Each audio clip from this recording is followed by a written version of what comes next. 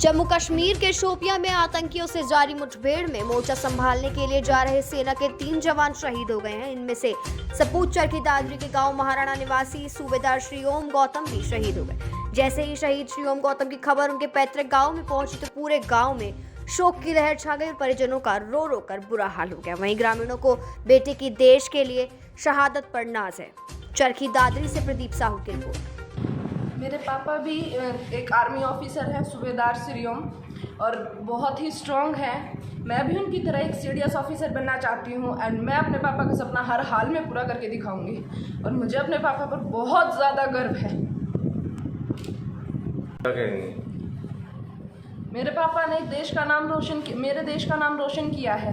अपनी जान दांव पे लगा के पता नहीं कितने लोगों की जान बचाई है। पहले भी बहुत सारे ऐसे ऑपरेशंस में जाते थे, बहुत सारे ऐसे मिलिटेंट्स जिनके सामने मुठभेड़ होती थी, लेकिन फिर उनका डट के सामना किया है और हमारे देश की रक्षा की है। तो मुझे अपने पापा पर फिर से मैं बोल रही हूँ बहुत ज़्यादा गर्व है। मेरे पापा से कल सुबह हुई थी बात, करीब 10 बजे के आसपास।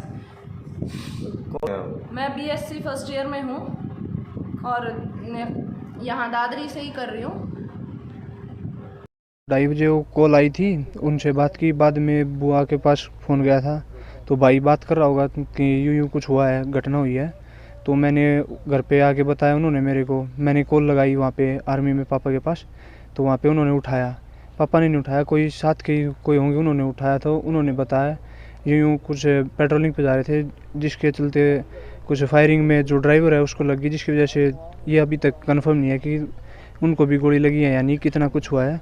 तो उसके बाद उन्होंने बताया कि ज़्यादा सीरियस की बात नहीं है, हमें शाम तक बात हो जाएगी। तो उन्होंने उसके बाद मैंने बहुत ट्राई किया, फ़ोन नहीं उठाया उन्होंने। तो बाद में जैसे शाम को वेट करते रहे हम, 8:30 या 9 बजे से एक अंकल हैं प्रदीप दैया नाम के, दिल्ली से, उन्होंने कॉल की मेरे पास। तो उनसे मैंने पूछा कि अंकल क्या बात है, तो उन्होंने मेरे को कुछ नहीं बताया। उन्होंने डायरेक्ट मेरे को धमका दिया। उन्होंने चाचा ही नंबर ले लिए, मैंने चाचा ही नंबर दे दिए। उसके बाद 10 बजे के around about call I military hospital से मेरे पास। उन्होंने बताया कि यूँ सूबेदार श्री ओम है और वो शहीद हो चुके हैं।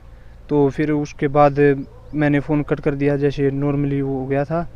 उसके बाद आई इशार कैंट से, इशार हेडक्वार्टर से कॉल डिस्ट्रिक्ट कंफर्म करने के लिए। तो वो डिस्ट्रिक्ट कंफर्म की, फिर उसके बाद आज सुबह ही बात हुई हमारी इशार हेडक्वार्टर्स में। तो उन्होंने बताया कि डेड बॉडी जो आज आनी थी वो डिले कर दी गई है, जो कल आएगी। अब इसके बारे में तो जो है, जो हमें इन्फॉर्मेशन मिली है उसमें तो यही पता चला है कि जो ड्राइवर है उसको गोली लगी है, जिसकी वजह से भी डिसबैलेंस हुआ है। उसके बाद जो फायर हुई है उसमें गोली लगी है। उनमें जो सीज फायर जो बोलते हैं नॉर्मली, फायर शुरू कर दिया। उसके बाद उन्होंने टेररिस्ट थे जो उन्होंने फायर शुरू कर दी। एनडीए करना चाहता हूँ बाद में अपने एनडीए के थ्रू। मेरा मेन वो तो मतलब जो प्रायोरिटी दी जाती है उसमें फर्स्ट तो मेरी हमेशा आर्मी रही है। एनडीए में फर्स्ट प्रायोरिटी आर्मी को दी गई है हमेशा। I will also join the army like as my father through and the official rank of the NDA, and I also prove my worth as my father have given her soul to the country. I'll also prove my worth with this. मैं retire सूबेदार विष्णु और मेरी parent पलटन थी लेवन guard. जो शहीद हुए हैं उनके बारे में थोड़ा बताएं। उनके बारे में, ये मेरा भतीजा था, बड़े भाई का बेटा। इसकी लगभग 25 साल सर्विस हो चुकी थी। बहुत बेहतरीन स्पोर्ट्समैन थे ये। इन्होंने आर्मी में सर्विसेज कलर लिया और आर्मी के बड़े बड़े तबके भी लिए इसने, जिनमें जैसे एग्ज़ाम्पल के तौर पे कमेंडेशन कार्ड।